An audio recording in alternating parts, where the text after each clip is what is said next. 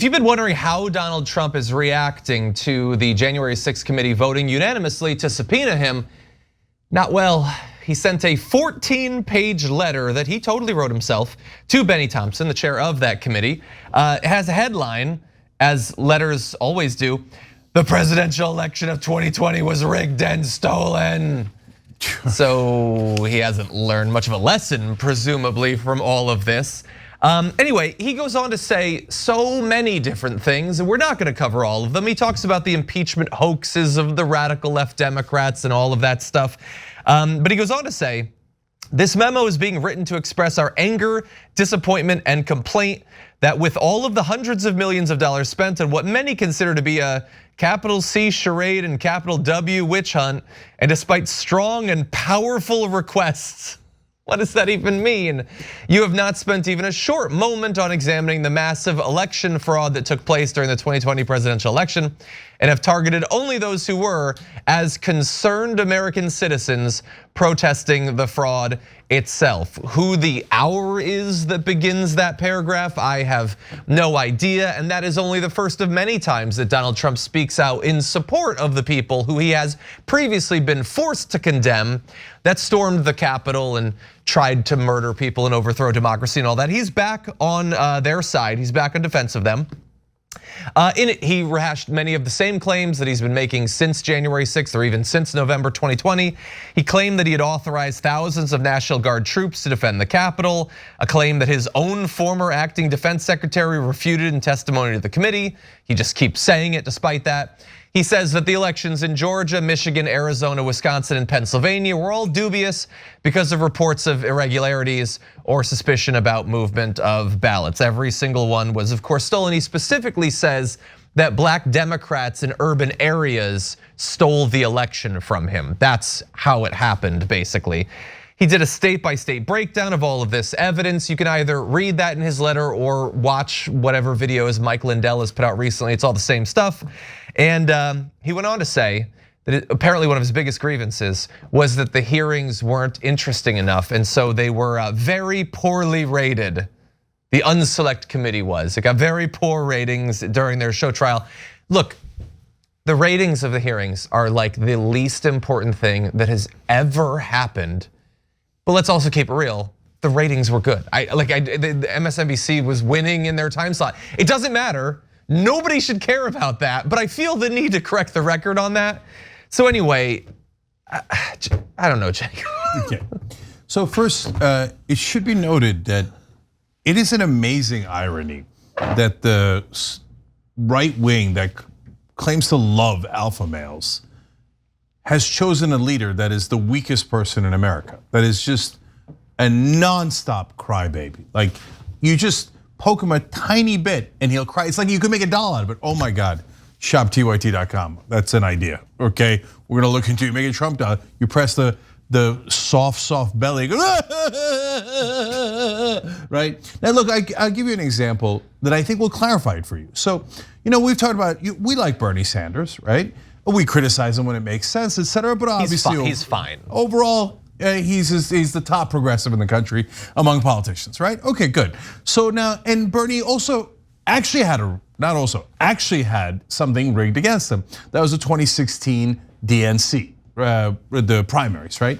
Now, guys, when I say that, I don't mean the votes, right? And so that'll piss off some super old school libs and stuff. Oh no, it was the votes. Okay, whatever, right? You never presented good evidence on that. But did they rig it in terms of they funneled money to Hillary Clinton through the states? Absolutely, that's no question. It's basically a form of political money laundering. Did they rig it in less debates at the worst times, etc.? No question. Super delegates? Yeah, the super delegates, all of those things were structurally meant to help Hillary Clinton, who they said was invincible. Then why did you have to rig all the rules to help her? Okay, anyway, so now all that did happen. And we did cover it, and we did prove it, unlike Trump, who lost 62 court cases, presented zero evidence. But imagine for a second if Bernie was still talking about it. And he was using this kind of language. The UNDNC did the witch hunt against me. We're like, Bernie, focus. Like we're trying to get minimum wage passed, we're trying to get this passed and that passed. And if at every time you talk to Bernie, he was like, I'll tell you what, they rigged it against me. the witch hunt people, and I had a very strong candidacy, but they robbed me. We'd be like, what a weirdo. And we would immediately ditch him. You can say, oh yeah, right, no you wouldn't. Oh yeah, we just ditched Tulsi. Tulsi was one of the strongest advocates for Bernie and for progressives in 2016. The minute she turned around and was like, oh, I think the right wing kind of rocks, right? And she did it apparently subtle enough that some weirdo leftists are still clinging on to her skirt, right? Like, oh yeah, Tulsi, she's the one, right? No, us, we're like, yeah, no, she's wrong, gone, right? But the Republicans never do that, never, right? Trump's like, I'm gonna deliver for you guys. I'm gonna get you more jobs, higher wages. I'm gonna get you everything. I'm gonna get you healthcare. Remember how he's talking about expanding healthcare? He didn't do any of it, none of it. The only thing he did was tax cuts for the rich. And the right wingers are like, oh, he took my money and gave it to the rich, like himself? Okay, good. Okay, oh, he's still crying about the elections. I love people who are so weak they can't keep crying forever and ever. That's my favorite. Little weak, you know what? Okay. I know. I think I know. Okay, so all right, so that's Trump. But of course, my favorite part of the story is what we're about to get to, which is Trump might testify. Ooh, come, please. Come and find out. But John, to answer your question, why does he say things like strong and powerful requests? Right? One, because he's a moron. Again, if anyone on our side talked like that, I made a request, but it was strong and powerful. We'd be like, okay, weirdo, let's get someone else, right? The reason he says it because the request sounds weak. So he wants to say, well, I requested, but like not like a weakling. I requested with strength and power. Yeah.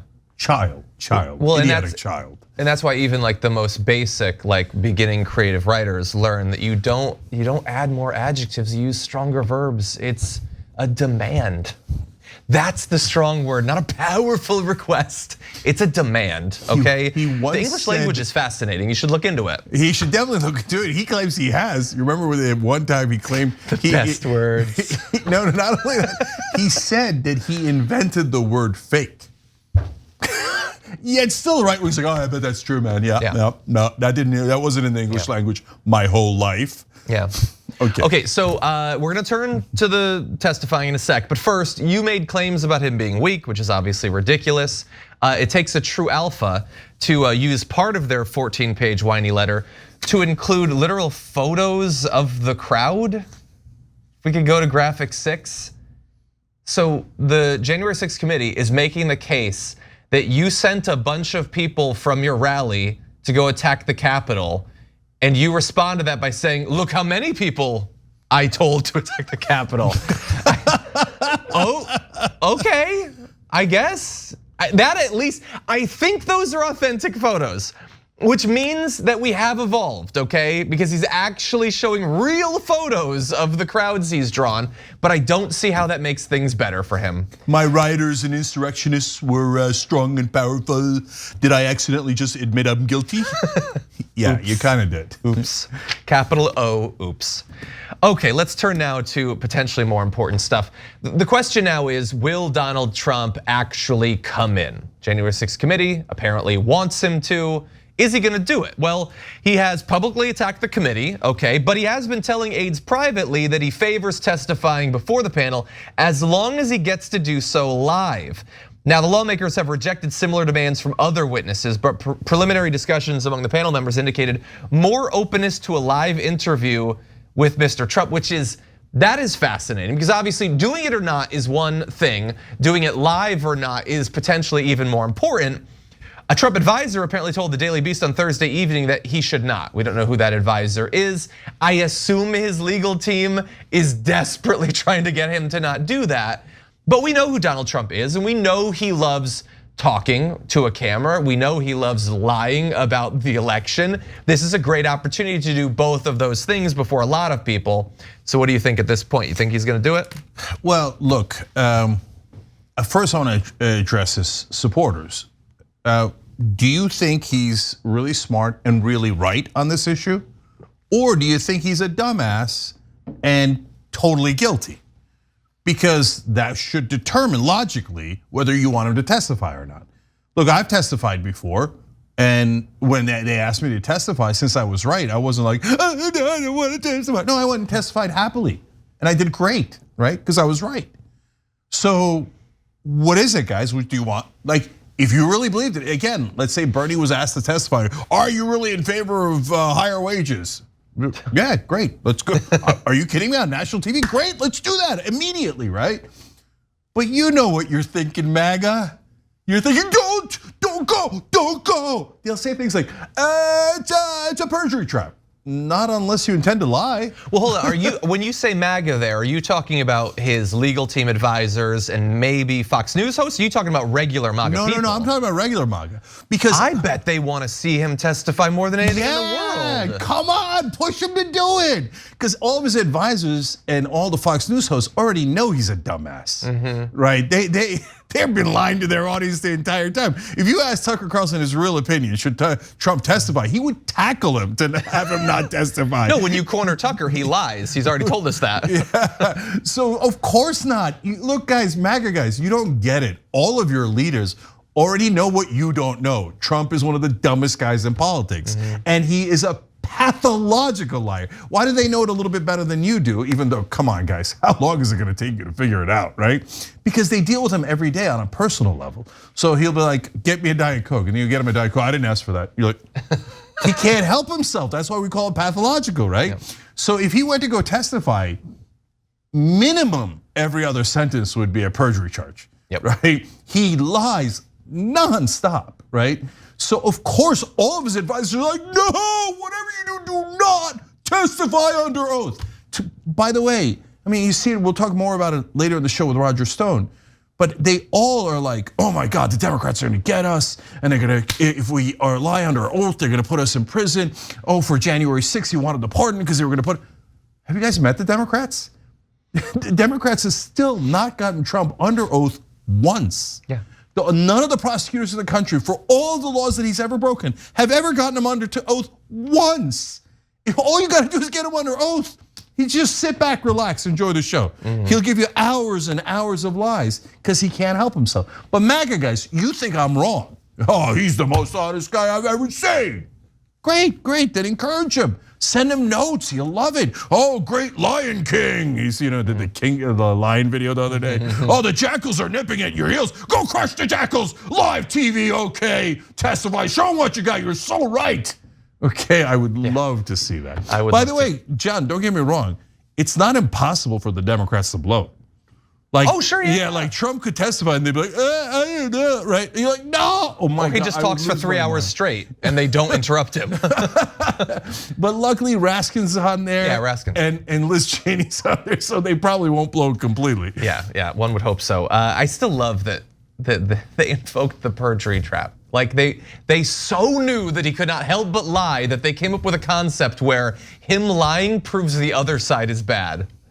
Anyway, okay, so I have another thought about what might happen if he does testify, but the theme of this block is about how he's feeling, and one way that we can infer how he's feeling is how much he's bleeding on Truth Social. So here is a video showing his posts from a 1 hour period on Truth Social. Take a look.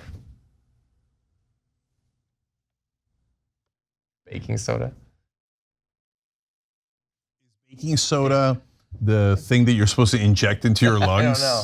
Is that what you so much. There's HuffPost, NBC, Mother Jones. I think that was CNBC, Unselect Committee stuff. I think there's some grifting. Literally, that is a 1 hour period. Go talk to your kids. You have kids, you have businesses. What are you doing? Does he? Does he really have kids that he cares about? Does he have businesses that aren't bankrupt? That is 1 hour. I will hear about what someone annoying on Twitter has done or whatever, and I'll go to their Twitter account to find it. And very often, have you ever scrolled through the Twitter page of very online people? You can't find anything because in one day they'll tweet 300 times or something. Yeah. I'm not gonna name names because then they'll start tweeting 300 times about me, but you know who I'm talking about. Anyway, you're 100% right, you sit him down, he's gonna lie. But I think more importantly than him lying, I'm not good with old movies, but A Few Good Men is the one with Tom Cruise, right? Yes. Okay, the big trial scene at the end where the general or whatever admits what he did because he got pressured. And that always sort of bothered me because, come on, why are you gonna do that? That's like a professional guy, why are you gonna, but Trump does that. Yeah. Chris Matthews pressured him on abortion and got him to say, yes, we should punish the women. And Lester Holt pressured him a little bit and he admitted, I fired Comey over Russia.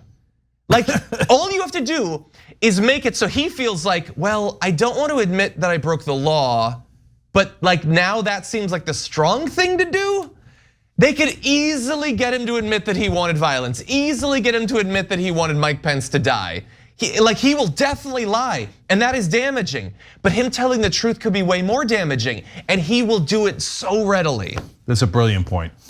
So here's how you get him to do it instantly. The CIA pulled off a coup against Mohammad Mossadegh in 1953 in Iran. It was the best coup ever planned. Oh, no way, I planned a better coup. Oh yeah, why didn't you do it? January 6, 2021. He wouldn't even blink. He wouldn't even blink. 100%. Anyway, we're gonna have to see. They're drafting it. We don't know how long it's gonna take for him to respond. And even if he does respond, really fast, do you think that they would try to fit this in before the midterms? I mean, they clearly, like keeping it real, they want this whole process to affect the midterms. No, this is all a fun conversation, but here's how it's gonna go down. His advisors are going to tackle him. They're gonna put him in the storage closet where he kept the secret documents, okay? Because there's no way that they could allow Trump to testify. That's just political suicide, right? So his lawyers are gonna challenge it, it's gonna drag out, they're gonna assume the Republicans are gonna win the House, and then they'll quash it. Yeah, but even if the Republicans don't win the House, he's not gonna testify. There's no way. Like if he did, it would be spectacular. And MAGA, maybe you guys are right. Maybe he'll tell the truth and show that it was actually that Biden rigged the elections, and those rioters were actually tourists, Antifa tourists. They were mules. Yeah, mule Antifa tourists, they were mules, right? And he could prove that. I think you guys should give it a shot. Yeah. But look, the chance of Democrats holding anyone in power accountable is next to nothing. Yeah. So both the Republicans and the Democrats are aligned to not actually hold Trump accountable. So the only person who could rescue victory from the jaws of defeat here is Trump by accidentally stepping into the jaws of defeat. Right? Which, if you're watching Trump, stepping into the jaws of defeat would be a very strong thing to do. Oh, no way, A very big alpha boy would do that. No. Hillary is the best at stepping into the jaws of defeat. There's no way that Trump could do it as well. There's no way. Oh yes, someone in Mar-a-Lago, I just heard it. Thanks for watching The Young Turks, really appreciate it. Another way to show support is through YouTube memberships. You'll get to interact with us more. There's live chat emojis, badges. You've got emojis of me, Anna, John, JR. So those are super fun. But you also get playback of our exclusive member-only shows and specials right after they air. So all of that, all you gotta do is click that join button right underneath the video. Thank you.